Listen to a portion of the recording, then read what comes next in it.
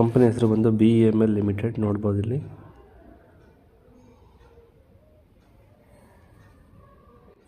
ಇದೊಂದು central government public sector undertaking company ಆಗಿದೆ. Varieties of ಜಾಬ್ನ ಕಾಲ್ ಮಾಡಿದ್ದಾರೆ. ಅಡ್ವರ್ಟೈಸ್ಮೆಂಟ್ 26/11 ಇಂಡಿಯಾ ಅಡ್ವರ್ಟೈಸ್ಮೆಂಟ್ ಆಗಿತ್ತು. ಈ ಅಪ್ಲಿಕೇಶನ್ಗೆ ಲಾಸ್ಟ್ ಡೇಟ್ ಬಂದು December 12th, 2025 ಇದಾಗಿದೆ. ಸೊ ಮೊದಲನೇ ಪೊಸಿಷನ್ ಬಂದು chief general manager digital transformation ಆಗಿದೆ ಫ್ರೆಂಡ್ಸ್. ಒಂದು ವೇಕೆನ್ಸಿ ಇದೆ. ಇದಕ್ಕೆ ಬೇಕಾಗಿರೋ qualification, post qualification, experience, job description ಇಲ್ಲಿ ನೋಡ್ಬೋದು. ಲಿಂಕ್ನ ನಾನು ಡಿಸ್ಕ್ರಿಪ್ಷನಲ್ಲಿ ಹಾಕ್ತೀನಿ ಫ್ರೆಂಡ್ಸ್. ಎರಡನೇ ಜಾಬ್ ಬಂದು ಜನರಲ್ ಮ್ಯಾನೇಜರ್ ಕನ್ಸ್ಟ್ರಕ್ಷನ್ ಎಕ್ವಿಪ್ಮೆಂಟ್. ಈ ಪೊಸಿಷನ್ ತುಂಬ ಒಳ್ಳೆಯ ಹುದ್ದೆ ಆಗಿದೆ. ಇದು ಕೂಡ full time first class degree in mechanical automobile from recognised university ಅಂತ ಕೇಳಿದ್ದಾರೆ. ಪೋಸ್ಟ್ ಗ್ರ್ಯಾಜುಯೇಷನ್ ಆಗಿದ್ದರೆ ಅಡ್ವಾಂಟೇಜ್ ಆಗುತ್ತೆ. ಮಿನಿಮಮ್ 19 years ಎಕ್ಸ್ಪೀರಿಯೆನ್ಸ್ ಇರಬೇಕು. ಮತ್ತು ಇದು ಬೇಕಾದ ಜಾಬ್ ಡಿಸ್ಕ್ರಿಪ್ಷನ್ ಏನಂತ ಕೊಟ್ಟಿದ್ದಾರೆ ನೋಡಿ ಫ್ರೆಂಡ್ಸ್. ಇದು ಪ್ಲೇಸ್ ಆಫ್ ಪೋಸ್ಟಿಂಗ್ ಬಂದು ಮೈಸೂರು, ಬ್ಯಾಂಗ್ಳೂರು ಅಥವಾ KGF ಕಾಂಪ್ಲೆಕ್ಸ್ ಆಗಿರುತ್ತೆ. ಈ ಕಂಪ್ನಿ ಬಂದು ಮೇಯ್ನಾಗಿ 4 ಕಡೆ ಇದೆ: ಮೈಸೂರು, ಬ್ಯಾಂಗ್ಳೂರು, KGF ಮತ್ತು ಪಾಲಕ್ಕಾಡ್. ಮತ್ತು ತುಂಬ ರೀಜನಲ್ ಆಫೀಸಸ್ ಇದೆ. ಇಲ್ಲಿ ತುಂಬ ಪೋಸ್ಟ್ಗಳಿಗೆ ಪ್ಲೇಸ್ ಆಫ್ ಪೋಸ್ಟಿಂಗ್ ಕೊಟ್ಟೋದ್ರಿಂದ ಸ್ವಲ್ಪ ಕ್ಲಾರಿಟಿ ಇದೆ ಫ್ರೆಂಡ್ಸ್. ನೆಕ್ಸ್ಟ್ ಬಂದು DGM general manager, DGM deputy general manager engine assembly. ಇದು ಬಂದು ಮಿನಿಮಮ್ 16 years ಆಫ್ ಎಕ್ಸ್ಪೀರಿಯೆನ್ಸ್ ಬೇಕಾಗುತ್ತೆ. ಇದರಲ್ಲಿ ಡಿಸೈರಬಲ್ ಏನಂತ ಕೊಟ್ಟಿದ್ದಾರೆ ಸ್ವಲ್ಪ ಅಬ್ಸರ್ವ್ ಮಾಡ್ಬೋದು.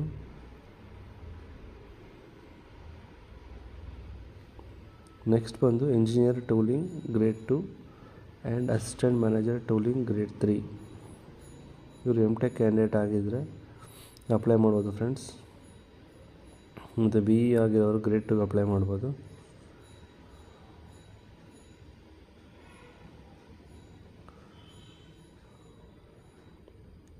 Engineer tooling and assistant manager tooling, first class degree in tool engineering from recognized university or institution, or first class degree in mechanical or production or engineering with ME MTech post graduation tool engineering ಆಗಿರಬೇಕು friends. 2 years minimum experience for grade 2, minimum 4 year experience for grade 3 ಬೇಕಾಗುತ್ತೆ. ಇದು place of posting ಬಂದು KGF ಆಗಿರುತ್ತೆ, Karnataka.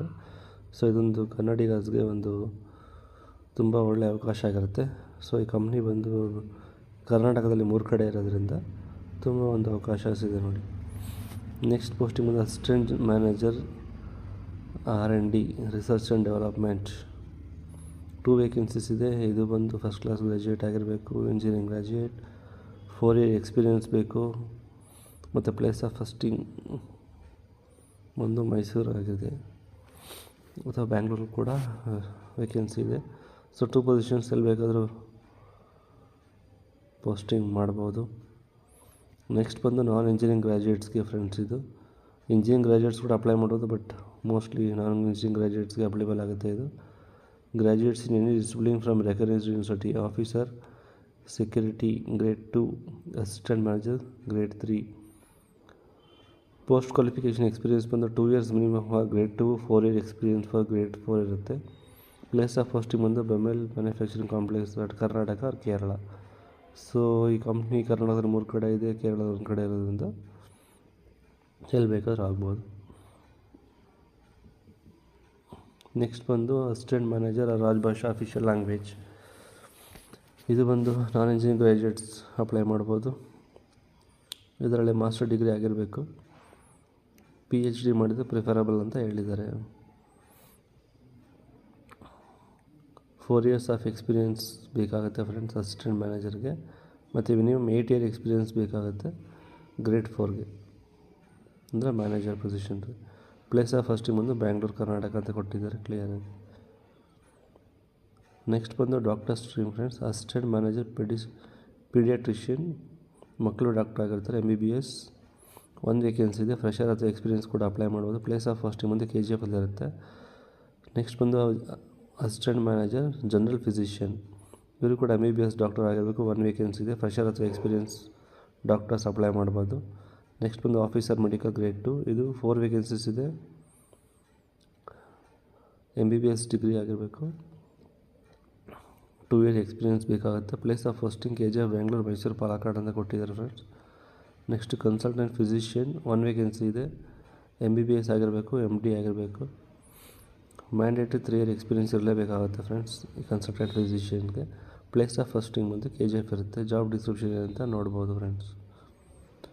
Next ಬಂದು consultant dermatologist 2 vacancies ಇರುತ್ತೆ. The candidate should be a MBBS graduate with MD or DNB or diploma from recognised institution of college ಅಂತ ಕೊಟ್ಟಿದ್ದಾರೆ. Mandatory 3 years experience ಇರಲೇಬೇಕು. Place of posting ಬಂದು ಬೆಂಗಳೂರು ಅಥವಾ KGF ಆಗಿರುತ್ತೆ. Construction consultant ENT surgeon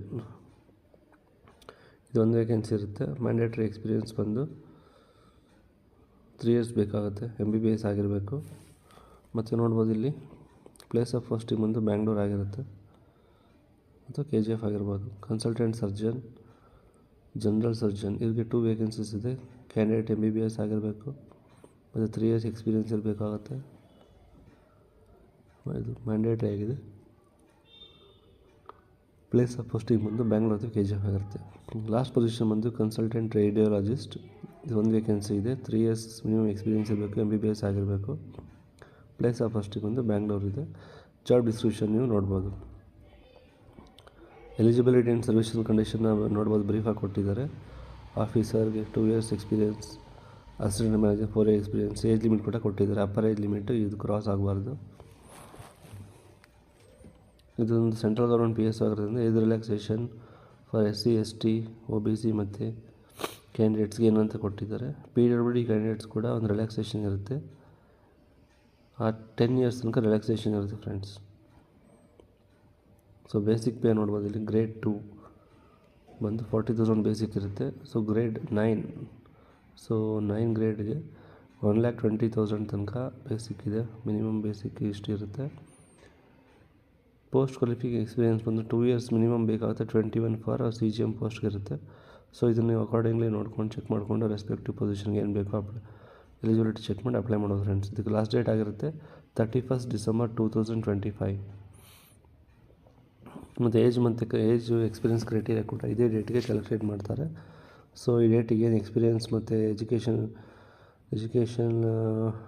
experience ಮತ್ತು age ಏನು count ಆಗುತ್ತೆ.